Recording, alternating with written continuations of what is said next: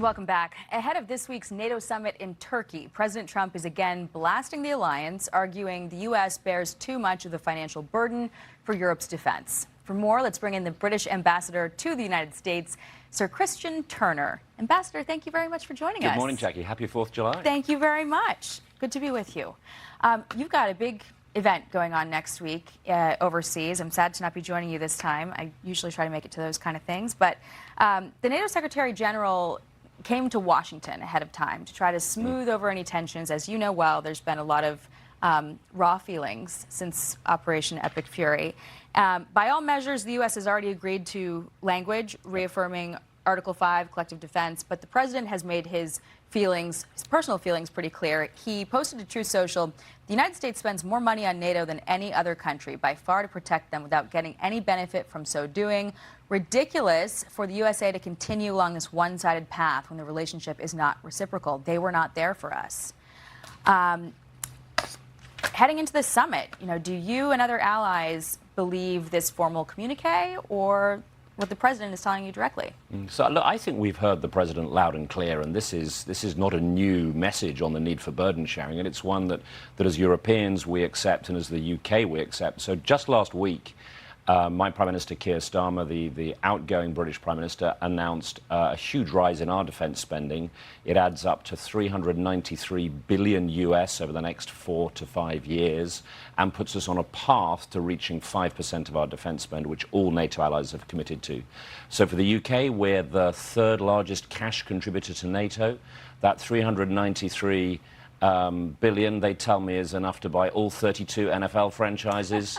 I think McDonald's twice over. So it's a really significant investment that we can't hide under a US defense umbrella. We've got to step up, as the president is saying. And I think you see that across Europe, Jackie. The alliance as a whole, if you take out the US spending, just in 2025 saw a 20% uplift in its spending. That's I think about 130 billion US. So these are big numbers for our capability for the modern threats we face.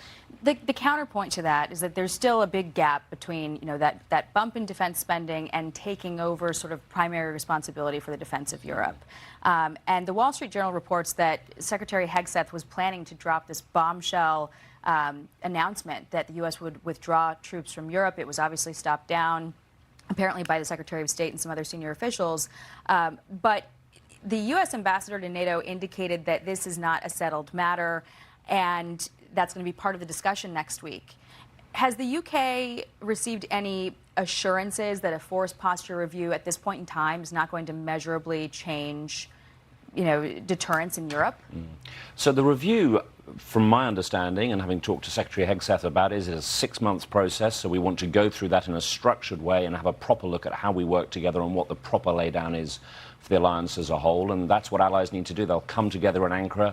They'll talk through that. They'll look at what it means for our impact and our overall laydown. The threat here, let's be clear, it's Russia, it's Putin's actions on the eastern flank of NATO, and we are absolutely rising to meet that with that defense uplift I've described. So I'm confident we can engage with our American partners and all the other allies, Jackie. And let me take that to the Iran war and this sense of frustration about the commitment to the alliance. Over 4,000 American sorties flown from European bases in support of Operation Epic Fury. On the second night of the conflict, my country agreed for the use of its bases for overflights and for bombing runs. We've flown in the Middle East something like 3,000 RAF jet fighters. So we saw yesterday those beautiful pictures of the RAF over New York. Yeah.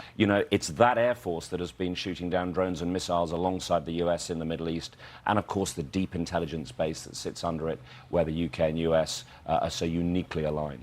You bring up Putin, and I want to ask you about that because, if the U.S. does continue down this course of sort of forcing Europe to pick up the primary responsibility, why are there still sanctions loopholes that are allowing Putin to fund his war machine? Boris Johnson said this week, Western governments are doing nothing like enough to bring him to the negotiating table. Why don't we systematically take out the shadow fleet? Why won't we give the Ukrainians the hundreds of billions of frozen assets? And why the hell is the UK, of all countries, now buying Russian aviation fuel, even if it has been refined in third countries under a loophole recently approved by Keir Starmer? Is the biggest obstacle here lack of resources or lack of political will? Well, I think we need both. We need resources and political will, and I think former Prime Minister Johnson is making a very important point that we've got to keep turning that economic pressure. What we're seeing is that Putin's economy is creaking. They are really struggling. His oil imports and gas imports, the revenues from them are massively down. So it's exactly this moment where we need to keep building that pressure, and I think the President has heard that loud and clear, made some very strong statements at Evian. The figures on the front line as well, Jackie, they are devastating. I mean, we think something like 1,000 casualties a day. Yeah. That's 35,000 losses a month. These are sort of First World War figures that Putin seems prepared to just keep throwing in to a static front line. So he is not winning. Let's be absolutely clear about that. And with that economic pressure, I'm pleased to say on that refined oil product, my government has announced that we're going to close that loophole. Great. We've already sanctioned something like 3,300 entities. A maritime services ban is really debated. The shadow fleet, you've seen British forces interdicting those shadow fleet tankers in the Channel and elsewhere in the Atlantic. So we've really got to close down these sources of revenue and get Putin to the negotiating table. Because at the minute, it's the Ukrainians who are saying they're ready, they're willing to get to talks, and it's Putin who's refusing. Well, that's a big deal, and thank you for sharing that news. Sir Christian Turner, it's always great talking to you, sir, and thank you for coming in studio this weekend. It's a pleasure to be with you, and happy 250th. Oh, thank you so much. Be sure to like and subscribe for all the Fox News latest on YouTube and catch full shows streaming now on Fox One.